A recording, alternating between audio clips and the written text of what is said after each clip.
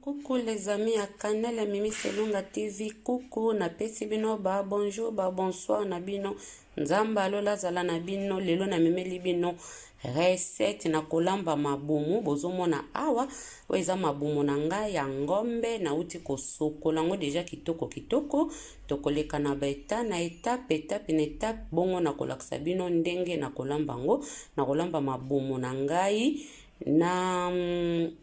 chou. Donc na olamba ngo na chou na mwamba bokomona ndenge ekobima tokutani na sokola na sokola ngo deja sikoyo nalingi natokisa yango.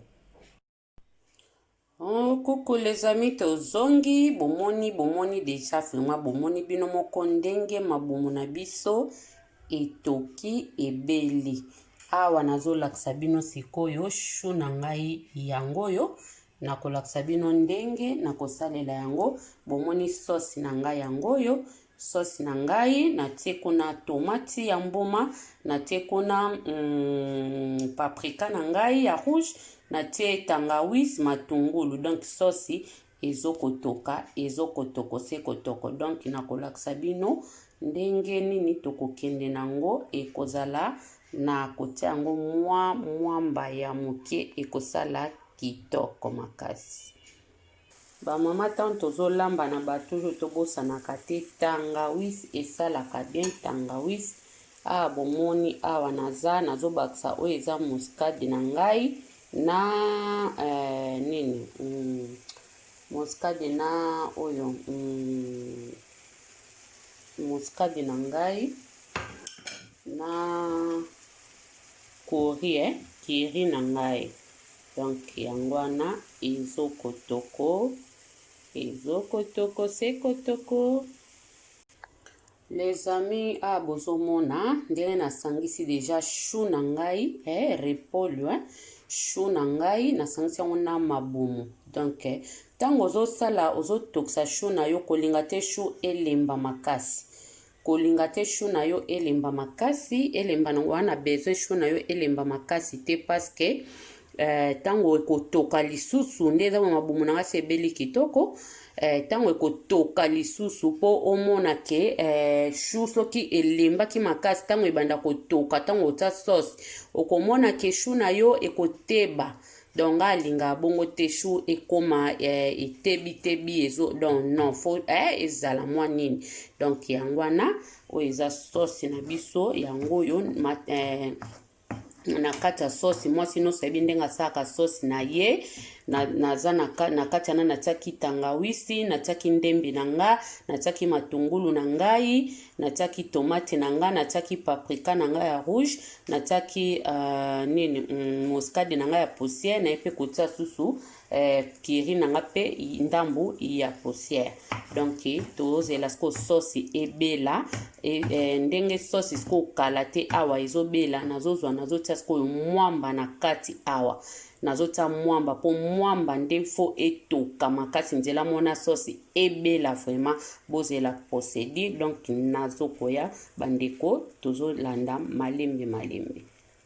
Bon bandeko bomoni awa natie mwamba na ngai na kati ya sauce na ngai natie mwamba na nga nalinga bwe po ndenge eza bwe mwamba fo ebela bien. Donc sauce na nga ekozwa penza temps ekozwa temps nango ezotoka nango malembe mwamba na nga bomoni ke biloko na nga eza vraiment ebele chou na nga eza ebele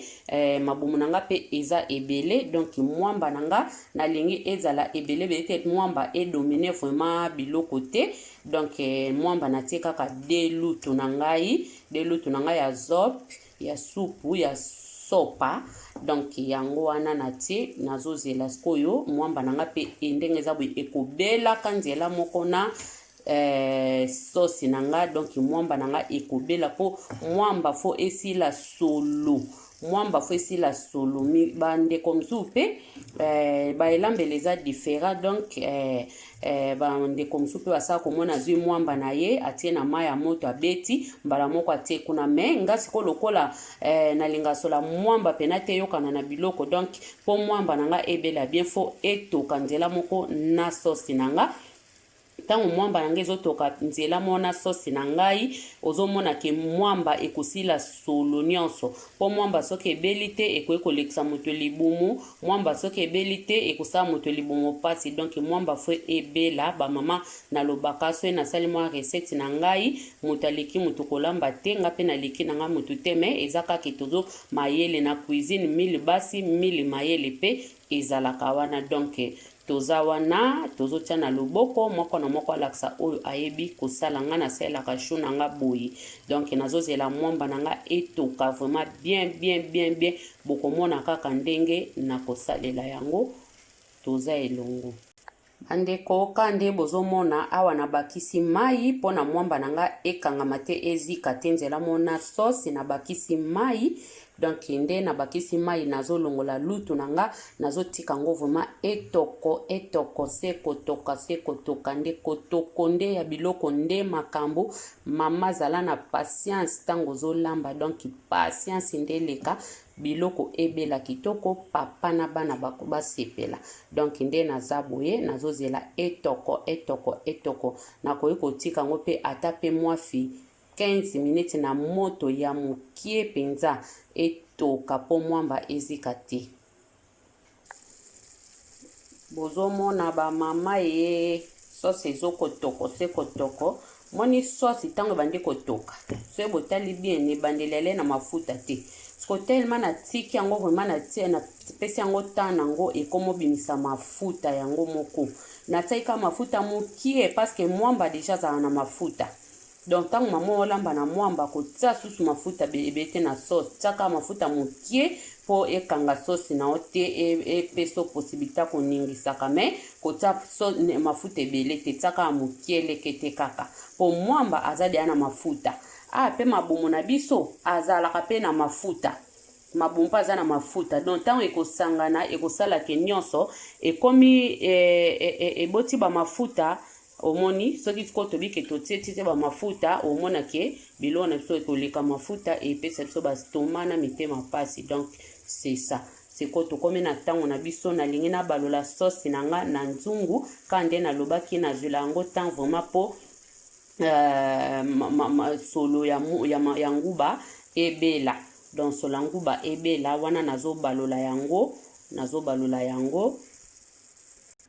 bampangi na mono bomoni ndenge na balusi sauce na ngai awa donc sikoyo nazokotia yango mai botala siko ndenge ekobanda kotoka ti biloko na biso ekobela donc natiki yango etoko mwandambo bandeko nde bomoni sikoyo natie mai na ngai nazozela siko biloko na ngai banda kotoka donc natiaki mungwa kaka na mabumu tampe na otokisa chou na ngai natiaka mwa mungwa ya mokie po chou ezala na mwa mungwa nango ekota mwa mungwa bomoni siko oyo nazotia vegeta na ngai vegeta oyo mingi babengaka vegeta so tobenga yango vegeta donc asalela mingi vegeta naosalelaka vegeta na otia susu eloko mosusu te donc natie lutu na nga moko na mwa ndambo ya vegeta na ngai siko nazotika yango etoka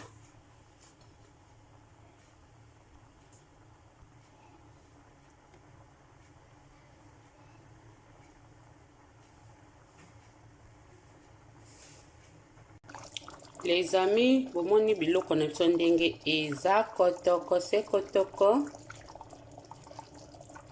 biloko na biso ebeli bomoni mafuta ndenge ebimi likolo donc elakisi ke biloko na biso ebeli bomoni yango chou elembi makasi te ke ekende na koteba non donc kitoko eza mibimba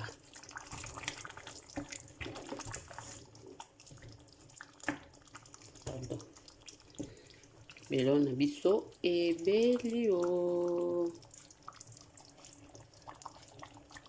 omona mafuta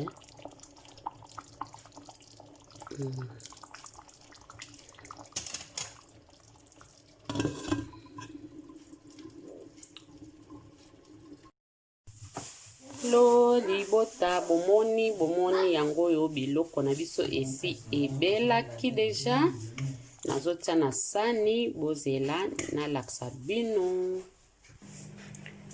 Coucou la famille yango yo vraiment biloko na nga na lambeli bino bota yango ndenge ezoko présenter na sani na sepe kolia yango na kwanga na biso. Omoni yango donc chou na biso na mabumu na biso ya ngombe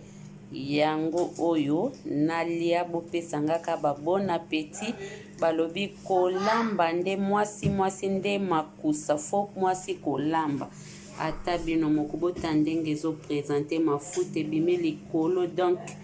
en tout cas ba bon appétit mama yekola kolamba osepelisa papa na bana na yo moko pe